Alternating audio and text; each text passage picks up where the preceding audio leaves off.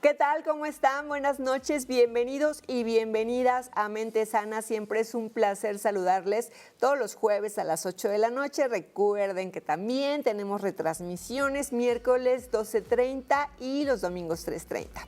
Y pues es un placer que nos acompañen. Esta noche tenemos preparados para usted el tema de la ansiedad. Seguramente ha escuchado hablar acerca de la ansiedad o usted siente o piensa o sí sabe con toda certeza que ha vivido estas expresiones y estos síntomas de la ansiedad o que ya tiene una situación de ansiedad determinada y que le ha sido diagnosticado. Pero vamos a platicar de todo esto porque la ansiedad es un sentimiento, es una emoción, pero también puede llegar a ser una enfermedad mental que tiene un buen tratamiento. Vamos a ver la cápsula que nos preparó la producción, ahí vamos a tener más información.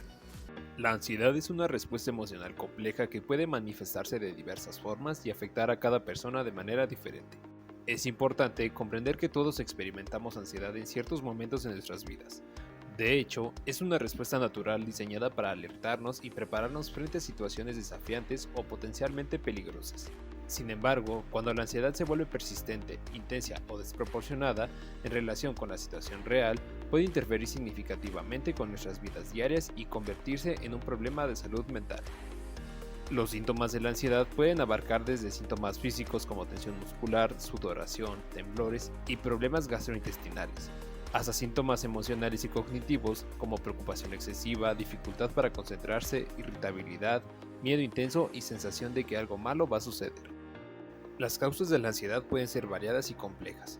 Factores genéticos, experiencias personales traumáticas, estrés crónico, problemas de salud física, desequilibrios químicos en el cerebro y factores ambientales pueden contribuir al desarrollo de trastornos de ansiedad. Algunos de los trastornos de ansiedad más comunes incluyen el trastorno de ansiedad generalizada, el trastorno de pánico, las fobias específicas y sociales, y el trastorno de estrés postraumático. El tratamiento para la ansiedad puede ser multifacético y adaptado para las necesidades individuales de cada persona. La terapia psicológica, especialmente la terapia cognitivo-conductual, ha demostrado ser efectiva en el tratamiento de muchos trastornos de ansiedad, al ayudar a identificar y cambiar los patrones de pensamiento y comportamiento que contribuyen a la ansiedad.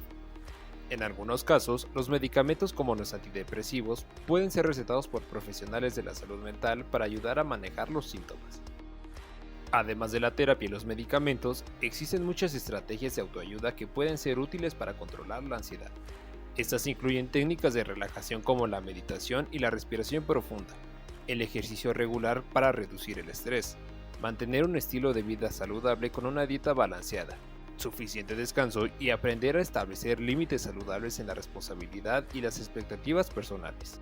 Es fundamental buscar ayuda profesional si sientes que la ansiedad está interfiriendo significativamente en tu vida. Un psicólogo, psiquiatra u otro profesional de la salud mental puede evaluar tus síntomas, diagnosticar un trastorno de ansiedad si es necesario, y trabajar contigo para desarrollar un plan de tratamiento adecuado que te ayude a manejar y a reducir los síntomas de la ansiedad, mejorando así tu calidad de vida. Continuamos con ustedes y les voy a presentar esta noche, tenemos a un invitado que nos da mucho gusto conocer. Él es el psiquiatra Isaac Durán, es psiquiatra en Villa Ocaranza. Nos da gusto que nos acompañe, es la primera vez que viene el doctor, pero es un placer, doctor. Gracias por estar aquí. Muchas gracias, Lorena. Muchas gracias. Pues vamos a hablar con usted, que es la persona más adecuada, el profesional más adecuado de la salud, para platicarnos acerca de qué es la ansiedad. Ok, bueno, de entrada hay que empezar hablando como las ansiedades, porque son varios trastornos de los que podríamos hablar dentro del espectro ansioso. Básicamente la ansiedad habla de un estado de hipervigilia, en donde pues requerimos cierto grado de esta hipervigilia para sobrevivir. Es decir, no podemos cruzar la calle, por ejemplo, sin fijarnos, porque pues obviamente nos arrollarían, ¿no?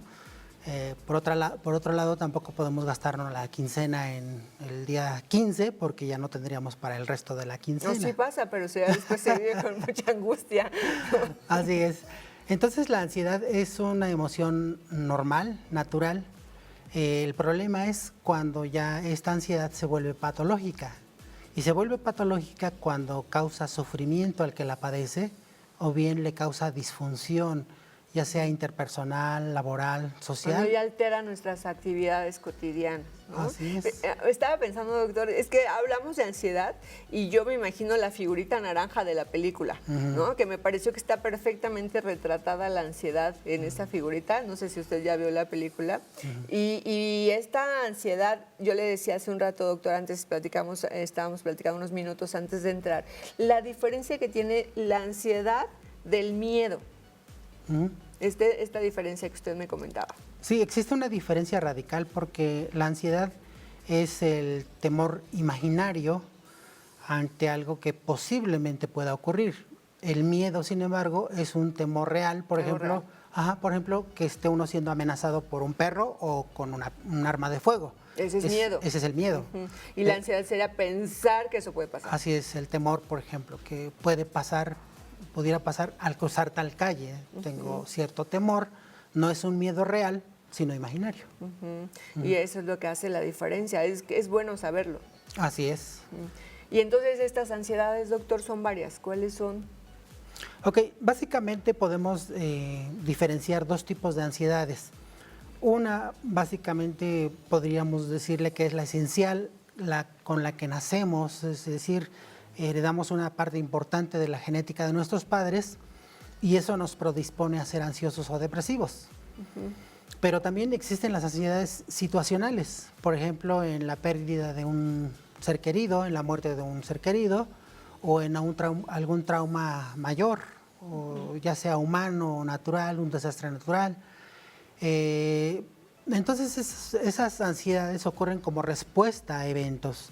Sin embargo, la depresión que yo decía congénita se ve disparada también por estos factores y entonces una persona que trae ya los antecedentes de ansiedad y aparte vive estresores, con más facilidad va a detonar. Sí, porque esa es la pregunta que nos hacemos muchas veces. ¿Por qué si dos personas viven un mismo evento, una sufre ansiedad, ¿no?, como tal, y otra no, tiene como menos elementos para tener esta ansiedad?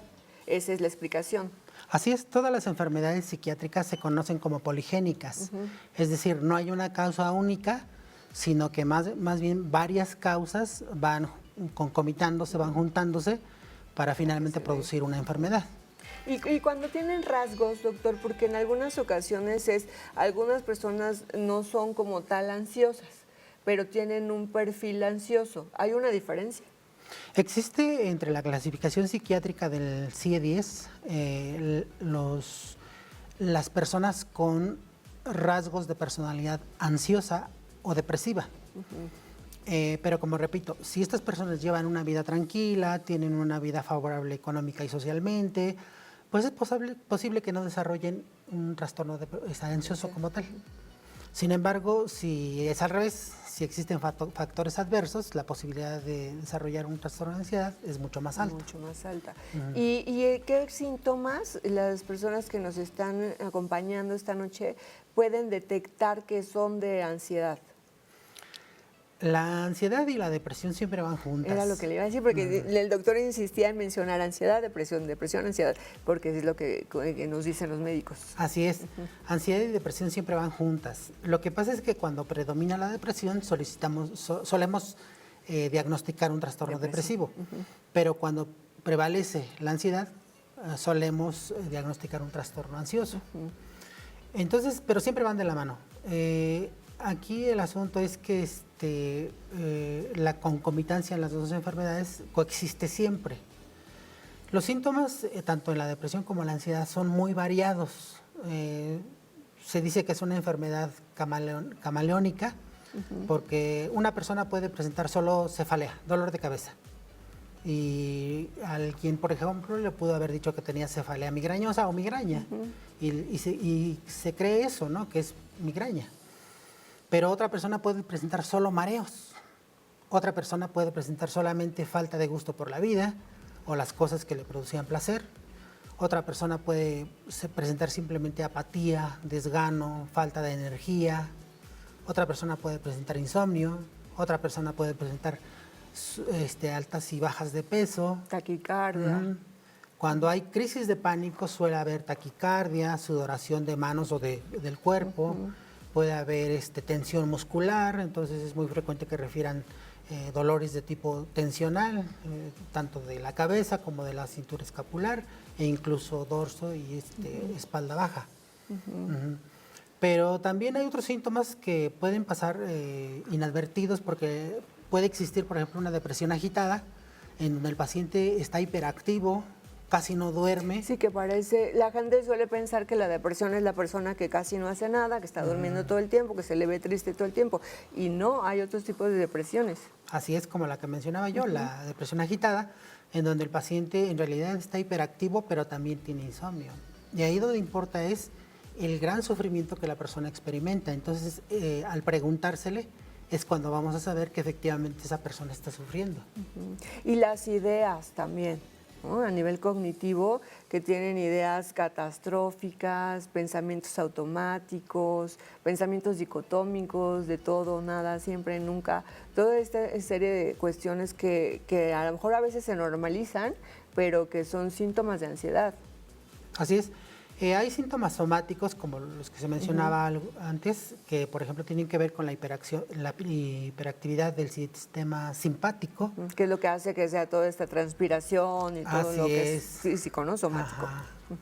Y que explica también la diarrea, estreñimiento, pero también que explica la elevación de la tensión arterial. Y ojo ahí, porque si la elevación arterial se mantiene, entonces al poco tiempo tendremos a una persona con hipertensión. Por otra parte, son los síntomas cognitivos. Efectivamente, la persona puede presentar desesperanza, puede presentar problemas de concentración, de atención, de memoria, pero también puede presentar una visión en túnel para un problema. Sí, que solamente ve algo así. Solamente ve una respuesta para un problema. Puede también tener estrechez en el campo de la conciencia, puede tener un síndrome motivacional, que no tiene ganas de nada, ni de estudiar, ni de arreglarse, ni de salir, entonces es una persona que se retrae socialmente. Esos son los síntomas cognitivos, ¿no?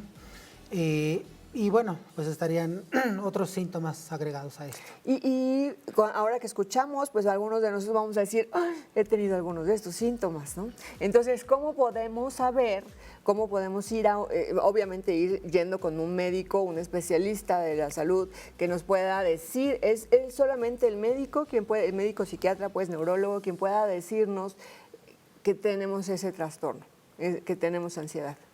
O sea, porque no irnos nada más con decir, es que este yo lo tengo y este también lo tengo. No, hay que ir con un médico. Exactamente. Por ejemplo, en psicología se suelen aplicar algunas escalas, como la de Beck, la de Hamilton, pero no hay estudio de gabinete, de laboratorio o psicométrico que diagnostique un trastorno de ansiedad. El diagnóstico es básicamente clínico. Tampoco la resonancia, el electroencefalograma van a servir con fines diagnósticos. Entonces el diagnóstico es meramente clínico y se basa en los antecedentes de la persona, en la forma en que desarrolla el cuadro clínico, si ha tenido tratamientos, la respuesta a los tratamientos. En la duración y permanencia. Pero ahorita que le decimos, vamos a ir a un corte, doctor, pero quiero que retomemos con esto para que quede un poco más claro para nuestro público. Vamos a ir a un corte, regresamos en Mente Sana, no se vayan.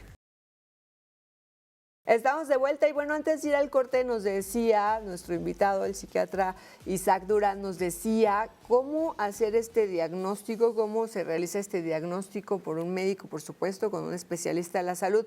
El hecho, doctor, de que ustedes tienen parámetros muy específicos donde se pueda decir que sí hay ansiedad. Deben de cubrir cierto tiempo, o sea, no es nada más porque, ya decíamos hace un rato, porque palomé los síntomas, sino es la duración, el tiempo, la intensidad.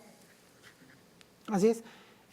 Como hablábamos al principio, hay distintos tipos de ansiedad. Por ejemplo, si hablamos del trastorno por estrés postraumático, el trastorno suele aparecer inmediatamente del suceso e incluso 6 meses después.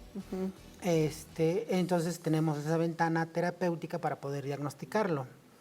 Sin embargo, por ejemplo, en el trastorno de fobia social, el antecedente es que la persona desde muy joven, usualmente desde la infancia, ha tenido dificultades para relacionarse con terceros, sobre todo con desconocidos. Tiene una pobre autoestima, tiene un pobre concepto de sí mismo. Entonces ahí básicamente pues la duración del padecimiento la establecemos por años, los años que ha estado viviendo dicha situación. En el caso, por ejemplo, de los trastornos de adaptación con síntomas de ansiedad, pues también suelen aparecer tras el efecto detonante. No sé, por ejemplo, que a una mamá se le vaya un hijo a Inglaterra y bueno, en la ausencia de un miembro de la familia vive cierto duelo. Sin embargo, este duelo pues no debe pasar más allá de los 3 meses. Si pasa de eso, ya estamos hablando de un duelo complicado, que puede manifestarse con síntomas de ansiedad, no necesariamente con síntomas depresivos. Entonces, por eso hablaba de las ansiedades. La ansiedad generalizada. El trastorno de ansiedad generalizada se diagnostica cuando existe ansiedad flotante la mayor parte de los días, por lo menos por 2 semanas. Entonces, el paciente refiere que tiene ansiedad todos los días, pero leve, puede sobrellevarlas. Sí, que va y viene, sistema flotante, aparece, desaparece. Está presente todo el tiempo, pero sin agudizarse. Cuando se agudiza, entonces ya estamos hablando de un trastorno de pánico o un trastorno de crisis paroxística, episódica, o trastorno de angustia, son sinónimos. Y en tales casos, la presencia del cuadro es que el paciente experimenta un temor intenso, tal vez a perder la razón, tal vez a morir. Sí. Puede presentar taquicardia, diaforesis, sudoración, diaforesis extrema y una angustia que incluso ha llevado al suicidio. Estos pequeños lapsos de pánico pueden durar desde 2 minutos hasta media hora. Sí, son muy fuertes y es bien importante que tengamos esta información y que sepamos por eso distinguir cuando puede aparecer esta ansiedad, que es la emoción de que vamos a tener alguna presentación a lo mejor en público y nos preocupa que si se nos va a ir la voz y que si le va a gustar al público. Eso es muy diferente a que, por eso le decía, la permanencia, ¿no? Que ya sean más de 2 semanas, o sea, lo natural, digamos, es que estés en un evento y a lo mejor te dé cierta ansiedad, pero después se quita. Así es. Pero si no se va y permanece y se intensifica, es ahí donde es importante que el médico sea quien nos diga qué es lo que tenemos que hacer. Yo me acordé y la verdad es horrible y entiendo a las personas que viven ansiedad y que tienen esta situación. Después del COVID, a mí me dio muy fuerte COVID, entonces después de 2, 3 meses del COVID me dieron ataques de pánico. Y era horrible, doctor. O sea, todo lo que usted está diciendo, esto de esa sensación de repente de me voy a morir, me voy a desmayar, algo me está pasando en el cerebro, o sea, los mareos, de verdad es muy fuerte. Yo entiendo y empatizo muchísimo con las personas que han vivido estos síntomas de la ansiedad o estos trastornos, porque es muy difícil, pero sí hay alternativas. Yo fui con un neurólogo, afortunadamente seguí mi tratamiento y eso me funcionó bastante bien y hay que decirle a la gente que hay un tratamiento para todo esto. Sí, en nuestro entorno hay un pequeño problema.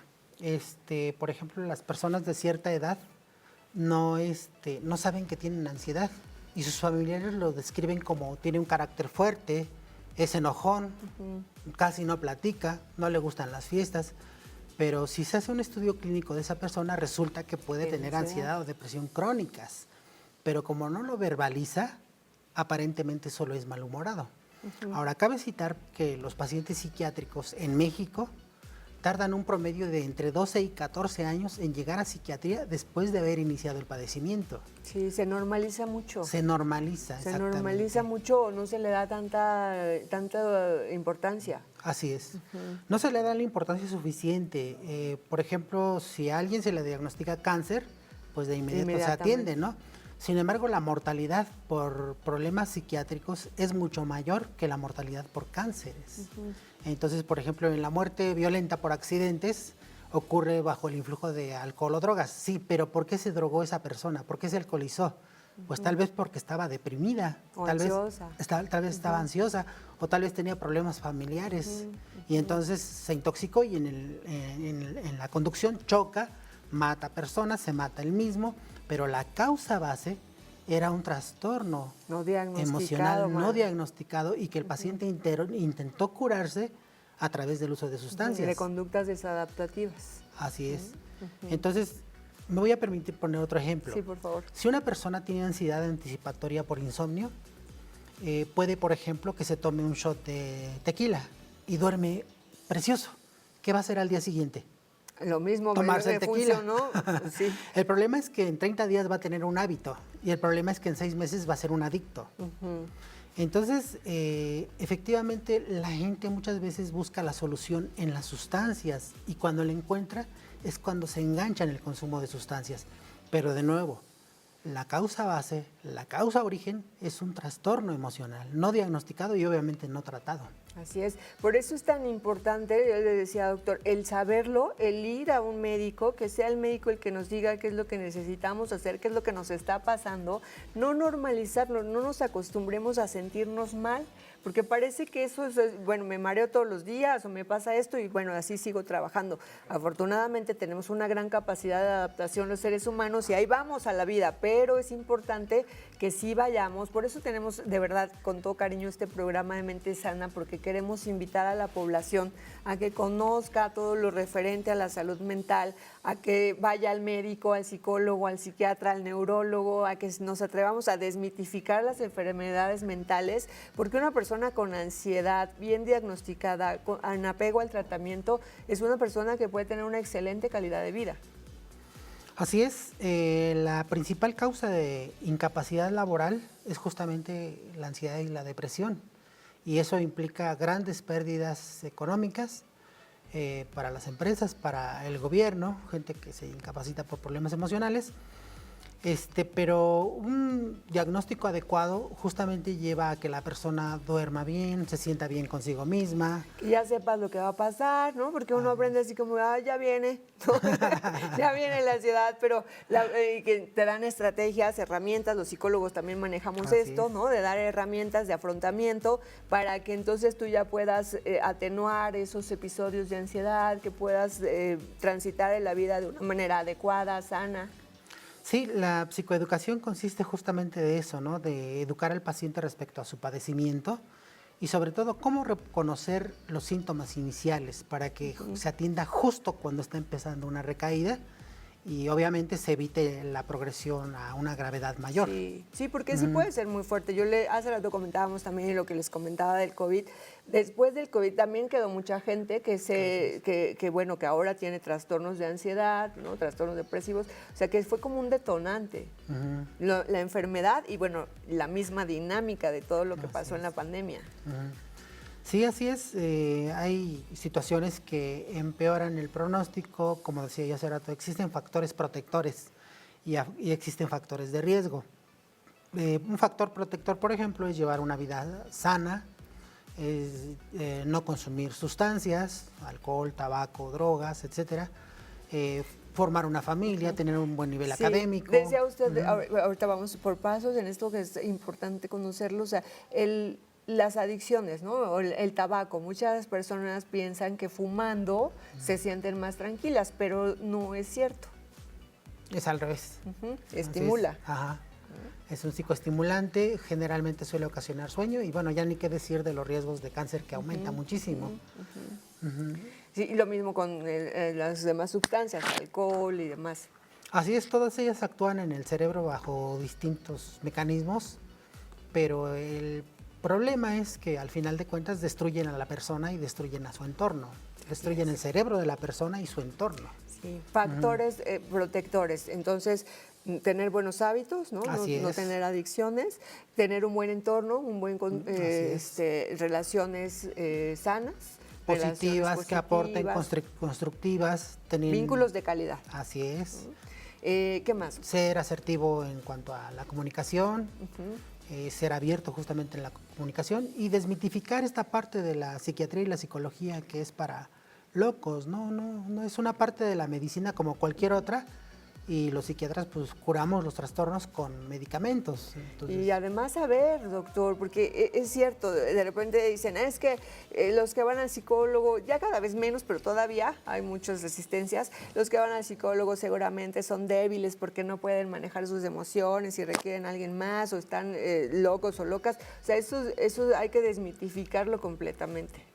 Así es, un estigma que debería desaparecer, porque la verdad es que si todos hablando de ansiedad, todos en algún momento hemos experimentado ansiedad. Así es. No me estoy refiriendo a una ansiedad trastorno. necesariamente patológica, pero sí hemos tenido ansiedad. Sí, y todas las emociones y necesitamos saber cómo manejarlas, doctor. Vamos a ir a un corte, regresamos aquí en Mente Sana.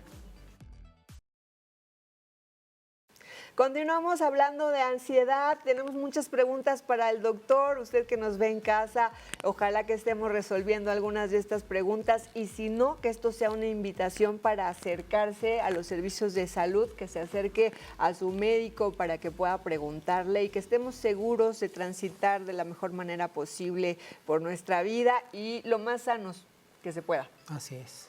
Al final de cuentas, lo que importa es la calidad de vida. Así es.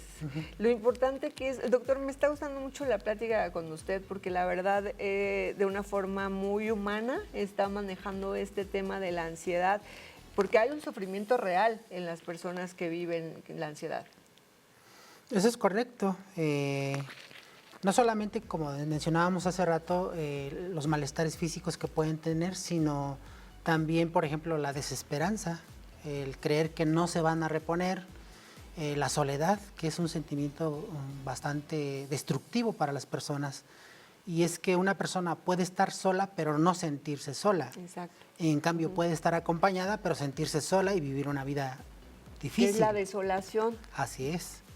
Entonces, la calidad de vida efectivamente es lo más importante en la psiquiatría.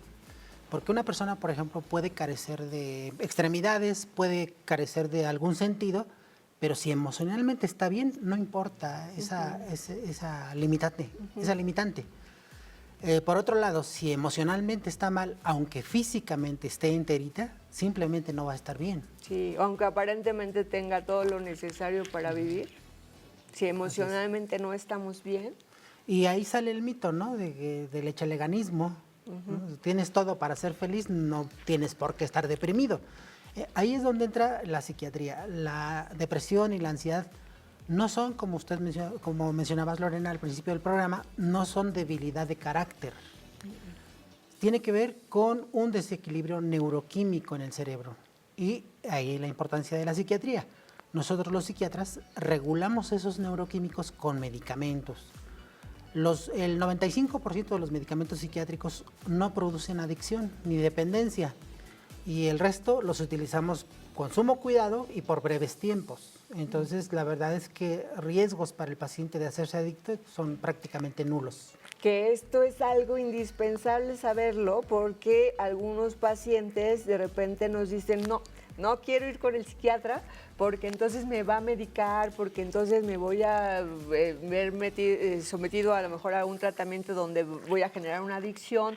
Es importante que vayan al médico y que con el médico sigan su tratamiento, que no lo corten de repente y que sea el médico quien les vaya diciendo cuánto tiempo y cómo lo van dejando. También es importantísimo. Esto que está diciendo, invitar a la población, no a que todos, entiendo que la idea, doctor, es que haya la menor cantidad de pacientes medicalizados. Sin embargo, cuando es necesario, hay que llevar el tratamiento adecuado con el médico. Así es, y no automedicarse. Exacto. Y lo que decías muy importante, tampoco suspender por propia cuenta el tratamiento. Si algunos dicen, ya me sentí siento bien, sí. y ya, adiós, y ahí va la recaída. Así es, puede durar una semana, 2 semanas, 2 meses asintomático, pero después viene la recaída y es mucho más difícil sacarlo de esa recaída. Sí. Hay que tener este apego al tratamiento que es, yo me atrevería a decir, doctor, un 80% del éxito del tratamiento, ¿no? Bueno, es variable, depende de cada sujeto. O sea, si no tienen este apego, dejan de tomar su medicamento, no lo toman a las horas, no vuelven a la consulta. Y eso, bueno, pues sí, hace que haya mucho más probabilidades de la recaída, ¿no? Así es, en algunos estudios se reporta un 20% de éxito y en algunos hasta el 80 y tantos %. ¿No? Entonces sí son muy variables las cifras. Sobre todo tienen un mejor pronóstico los países industrializados, con un mejor nivel de educación comparado con con países del tercer mundo, ¿no? ¿Quiénes padecen más de ansiedad? ¿Hombres, mujeres, qué edades? Bueno, las mujeres son más susceptibles a las ansiedades y a las depresiones y tiene mucho que ver justamente con el cambio hormonal que ellas presentan mensualmente. Las vuelve susceptibles y hasta cierto punto frágiles, cosa que no pasa con los varones. Pero por otra parte, son más diagnosticados en mujeres porque las mujeres tienden a ir al médico con más naturalidad que los hombres. Difícilmente los hombres aceptan ir al médico y menos aún aceptan tener un padecimiento. Sí, menos porque me siento inseguro, voy a ir al médico, ¿no? O sea, es como menos. O sea, porque una mujer puede decir, me siento insegura, tengo mareos, tengo esta sensación de no sentirme, de preocuparme demasiado, y en cambio los varones lo aceptan menos. Sí, culturalmente al hombre pues se le ha dicho no llores, no tienes como derecho a manifestar tus emociones, ¿no? Ajá. Sí. Sin embargo, las nuevas generaciones pues están cambiando un poco esto. Afortunadamente estamos trabajando en la educación socioemocional, que es importantísimo también. Doctor, entonces, a ver, más las mujeres que los varones, y por ejemplo las mujeres después de la menopausia, ¿cambia? ¿Hay un cambio en esta cuestión de, porque sea usted que por cuestiones hormonales van más las mujeres, pero después de que hay un cambio hormonal en estas etapas de menopausia, ¿hay un cambio también en esta situación de la ansiedad? Así es, siguen ganando las mujeres en el tema, y por lo mismo, por el cese de la menstruación, que lo ven desde el punto de vista simbólico como una especie de mutilación. También es muy común que a estas edades ya tengan histerectomía debido a miomatosis, debido a otros problemas, y eso también es una mutilación. No se ve, pero ellas saben que están mutiladas y de alguna manera eso predispone o exacerba los trastornos de ansiedad. ¿Y si se trabaja esas situaciones de una aceptación de las mujeres para no ver como la menopausia como una mutilación y como un problema de que ya no son productivas o que ya no pueden estar bien? Si trabajamos con las mujeres en esa etapa, hay una menor situación de ansiedad. Definitivamente el tratamiento psiquiátrico siempre debe ir acompañado de psicoterapia, siempre. Entonces, por ejemplo, en el caso que estamos tocando de la menopausia, pues puede ser una terapia breve de apoyo. ¿No? Sí, para transitar por esa etapa, entender los cambios, que las mujeres no se sientan que en ese momento de su vida terminan de ser útiles o terminan de poder de una vida plena, y entonces transitar por las diferentes etapas de nuestra vida de la mejor manera posible, sanas, bien acompañadas, con una buena contención emocional. Y, doctor, decía usted, las mujeres más, ¿cuándo puede empezar? ¿En qué edades puede empezar a verse la ansiedad? La ansiedad en las mujeres suele presentarse desde la adolescencia, estamos hablando de los 13, 14 años, tiene un pico entre los 25 y 35 años de edad, después hay una especie de meseta y se acentúa de nueva cuenta alrededor de los 45, 50 años, más o menos hasta los 60, 65 años. O sea, sí se termina algún día. Sí. ¿Y en los niños pequeños? Ese es un buen tema. Los niños no pueden verbalizar sus emociones, no pueden decir, mamá, presento cefalea en racimos. No, pues. Entonces, en los niños usualmente se diagnostican los trastornos de ansiedad por algunos síntomas específicos. Básicamente ellos lo presentan a través de las conductas disruptivas, que no se limitan al entorno familiar. Es decir, se repiten en el entorno escolar, se repiten en otros entornos, y hay un síntoma cardinal que se presenta muy frecuentemente y que es pasado por alto, la llamada enuresis y encopresis, los cuales consisten, la enuresis, en que el niño se hace pipí en la ropa, sobre todo en las noches, cuando ya no debería haberlo hecho, o cuando ya dejó el pañal, exactamente. Y la encopresis no necesariamente defeca en sus ropas, pero las deja manchadas de popó. Son dos datos que hay que prestarles mucha atención, porque a veces pensamos que los niños pequeños no tienen ideas suicidas, por ejemplo. Sin embargo, como psiquiatra yo he tenido la experiencia de ver casos en donde un niño de 5 años se suicidó ahorcándose. Y daba todos estos datos, ¿no? Pero los papás pues pensaban que solo estaba llamando la atención. Entonces no siempre tomar en serio lo que un niño o una niña está diciendo con respecto a sus emociones. Si mencionan la palabra suicidio, si le mencionan la palabra no quiero vivir, tomarlo en serio. Y acudir con un psicólogo calificado para que lo valore y bueno, si solo estaba jugando, qué bien, ¿no? Sí, sí es mejor ir y que en algún momento haya estado jugando o que haya estado manipulando, pero es mejor eso, ir y descartarlo, a que lo dejemos pasar y no lo tomemos en serio. O sea, el sufrimiento emocional sí existe, es real, es muy fuerte, es muy profundo y hay que tener esta conciencia de escucharlo, detectarlo, respetarlo y a veces no lo podemos comprender. La familia no siempre tiene y es como hasta natural, ¿no? Pues si no son psicólogos, psiquiatras, pues es natural que no tengan toda esta información, pero sí que busquemos el estar informados, el tener orientación, el decir, veo que mi hijo se está comportando de una manera distinta, o mi hija, o mi papá, mi mamá, las personas de la tercera edad también padecen mucho de estas situaciones de, sobre todo de depresión, de estar solos y de no sentir que tienen una visión o algún sentido de vida y que entonces esto les puede llevar también a ocasionarse algún daño. Son dos situaciones diferentes. En la adolescencia, por ejemplo, las personas están en búsqueda de su identidad y es cuando llega la etapa de cuestionar a los mayores, de cuestionar a la política, de cuestionar todo, ¿no?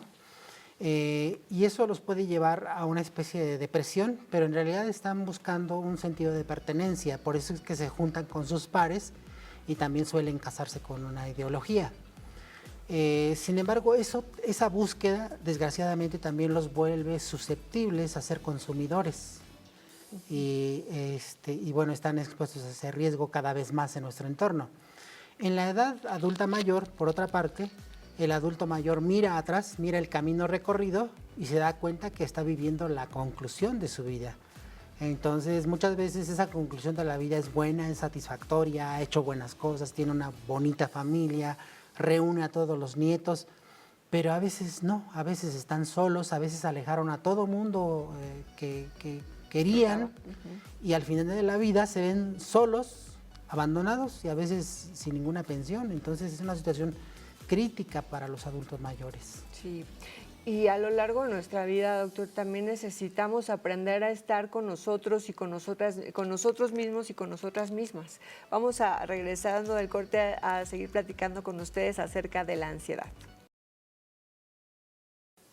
Ya estamos en nuestro último bloque, así que queremos aprovechar este bloque para sacar el mayor beneficio, hablando con el psiquiatra que nos acompaña esta noche. Doctor, hablando de la ansiedad, que nos queden puntos muy claros, que podamos detectar y que podamos utilizar, que sean muy útiles para detectar, para acudir a tiempo al médico y para llevar una buena calidad de vida, porque ya vimos que la salud física y mental interfiere directamente en nuestra calidad de vida.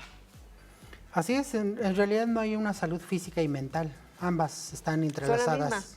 Están entrelazadas y son inherentes una con la otra. Tienes toda la razón. Una de las cosas que hay que hacer es justamente lo que estás haciendo con tu programa, la difusión de este tipo de temas a la población, que son de desconocimiento general, no solamente en la población abierta, sino también en el personal de salud. Entonces, en el Hospital Villa Ocaranza, por ejemplo, tenemos la experiencia de que hay un paciente que lleva 4 o 5 años en terapia y apenas llega a psiquiatría. ¿Cómo es que después de 4 años de haber iniciado su padecimiento, llega a psiquiatría cuando debió haber llegado desde la primera consulta, ¿no? Entonces, la difusión, la prevención, también la difusión y la prevención van de la mano y tiene que ver con esta parte informativa a la comunidad. Por otra parte, pues viene la detección temprana de los trastornos de los padecimientos, incluyendo la ansiedad. Y bueno, el gobierno actual ha implementado en el Diario Oficial de la Federación el 5 de mayo de este año una modificación en la Ley General de Salud en donde se da prioridad a los trastornos emocionales y a las adicciones. Entonces, ahora hay que atender a los pacientes con ese enfoque, perspectiva de género, pero también con la perspectiva emocional y del consumo de sustancias, porque tienen que ver exactamente con lo que la ley llama una vida digna, sana, decorosa, pero además que la persona pueda desarrollar todo su potencial humano.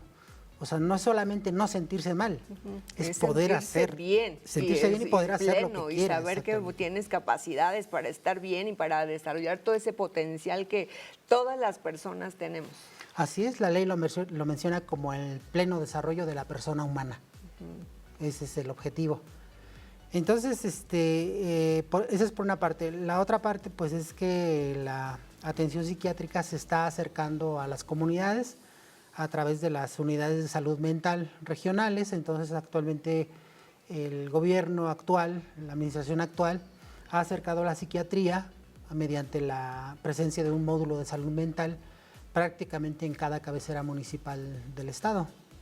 Entonces, las personas que tienen alguna afección o que tienen duda de si tienen un problema emocional o mental, pues pueden acudir de primera instancia a estas unidades de salud. Seguramente si el psicólogo o el médico responsable no da con el diagnóstico, nos lo va a referir al hospital y allá nosotros haremos el diagnóstico y se le dará el tratamiento oportuno. Entonces esa es otra parte, el tratamiento expedito, preciso y oportuno. Y la tercera parte sería la prevención de las complicaciones que una persona puede tener, sobre todo por abandonar el tratamiento prematuramente, y para eso hace falta pues la psicoeducación, ¿no? El abandono del tratamiento o el incumplimiento del tratamiento también va a hacer que las personas no mejoren. Entonces muchas veces van a llegar usuarios que dicen, es que mi paciente sí se toma el medicamento, se lo damos y se lo toma, pero nadie supervisa que realmente se lo tome. Muchos pacientes esconden el medicamento en la boca y después la tiran, o incluso la ingieren y luego la vomitan. Entonces, es una parte que debe hacer la familia en cuanto a la prevención.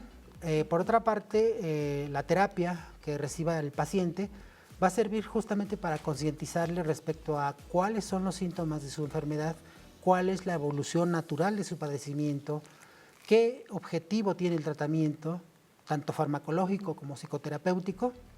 Y bueno, básicamente eso es el abordaje completo de los trastornos psiquiátricos. Sí, que hay que agradecer mucho a nuestro gobierno actual, que sí está enfatizando en esta educación socioemocional, que es indispensable en acercar a la población a los servicios de salud y que la población se acerque a los servicios de salud.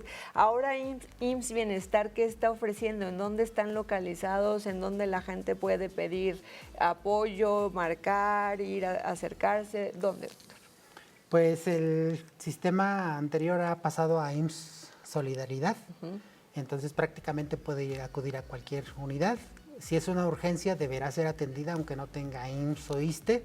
Excelente. Y el IMSS ha diseñado una guía de práctica clínica sobre el diagnóstico y tratamiento de las adicciones.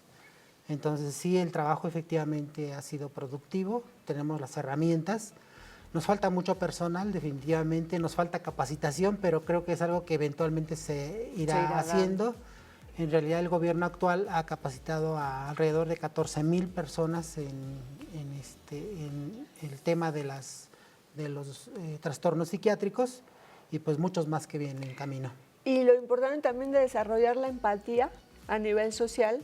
Y escuchaba también el otro día un término que me gustó mucho, que es la ectopía, ¿cómo se llama? Empatía y ectopía, no me acuerdo el otro término, que es como ponerle un límite a la empatía, no me viene ahora a la mente, pero es esta parte de ser empáticos, saber que si alguien en tu entorno tiene un trastorno, tiene ansiedad, por ejemplo, que puedas trabajar con esa persona de la manera que trabajarías como si no la tuviera, porque eso también es necesario para que podamos tener un buen desempeño a nivel social, en nuestra convivencia, el desmitificar, pensar, si tiene ansiedad no va a poder trabajar adecuadamente y no se va a poder confiar en esa persona, no es verdad.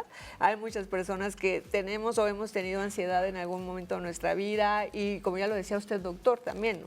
Todos y todas hemos vivido alguna vez algún episodio, algunos tenemos mucha conciencia de esto, otros no tanto, pero bien atendidos, bien diagnosticados, con apego, con conocimiento de las enfermedades, por supuesto que podemos tener una excelente calidad de vida, desempeñarnos adecuadamente y ser muy empáticos, les decía, acompañar a las demás personas, ser más comprensivos, entender las diferencias individuales, respetarlas y apoyarlas, acompañarlas. Así es, hay que tener la capacidad de ponerse en los zapatos del otro para valorar la situación desde su cultura, desde sus creencias, desde su educación. Y no imponerle a nosotros nuestros valores. Lo que pensamos, ¿no? Porque así vamos a quitar el échale ganas, es que si fueras más fuerte, o sea, vamos a quitarnos todo esto que a veces es bien intencionado, pero que no es suficiente, que no abona para el bienestar de otra persona, porque inclusive genera sentimientos de culpa. Es decir, ¿por qué si depende de mi voluntad o de mis ganas o de que tengo todo para estar bien, por qué no estoy bien? Entonces, entender que es una cuestión de salud. Así es, hay suicidas hay personas que han intentado suicidarse que incluso dicen, ni para eso sirvo. Sí, no, y además hay gente que critica y cuestiona estas situaciones, doctor, o estos pensamientos, pero que no está bien, no es que esté bien que los tengan, sino que hay que ser empáticos. El dolor emocional existe y puede ser muy profundo, puede ser tan fuerte que pueda llevar a una persona a perder el sentido de su vida, no verle solución o este pensamiento de túnel que usted decía, ¿no? El poder por eso brindar las herramientas, decir, creo que sé cómo te sientes o puedo casi imaginarme, o a lo mejor no lo comprendo, pero aquí estoy y te puedo acompañar y vamos al médico y vamos a preguntar y vamos a buscarle y aquí estoy. Y no tienes que ir contento, no tienes que ir feliz, pero yo te acompaño, porque tampoco vamos a forzar a las personas a sentir algo que en ese momento no están sintiendo. Aquí hay algo importante. Cuando las personas intentan suicidarse, en realidad no quieren acabar con su vida, quieren acabar con su sufrimiento. Entonces, no es que piensen necesariamente suicidarse. Entonces, ha ocurrido, por ejemplo, en consultas de urgencias, que yo tranquilizo al paciente en ese momento con medicamento y dicen, ya no me quiero morir. Porque justamente lo que les llevaba a pensar en el suicidio era ese sentimiento profundo de desesperación, de vacío, de despropósito vital. Y cuando se sienten tranquilos y calmados, se dan cuenta que no, en realidad no quieren morirse, que lo que no quieren es sufrir. Es que hay una diferencia, no es que no quieras vivir, lo que no quieres es vivir con ese sufrimiento, con ese miedo, con esa sensación constante de que las cosas no están bien. Entonces hay que hacer esta diferencia y encontrar que puedes estar mejor. Doctor, muchísimas gracias por acompañarnos. Me dará mucho gusto que vuelva a estar acá con nosotros en Mente Sana. Gracias al psiquiatra Isaac Durán. A ti, muchas gracias. Buenas noches. Muchísimas gracias, doctor. Y gracias a ustedes que nos acompañan cada jueves. Recuerden que nuestros episodios están disponibles en el canal de Radio y Televisión de Hidalgo en YouTube. Y bueno, pues ahí pueden ver nuestro programa cuando usted guste, compartirlo con otra persona a quien usted sepa que le puede ser útil. Y aquí estamos con mucho cariño en Mente Sana platicando y acercándonos a ustedes. Gracias por acompañarnos. Recuerden que hay muchas posibilidades para estar mejor, para tener esta calidad de vida a la que todos y todas tenemos derecho. Yo soy Lorena Pache, les espero la próxima semana aquí en Mente Sana.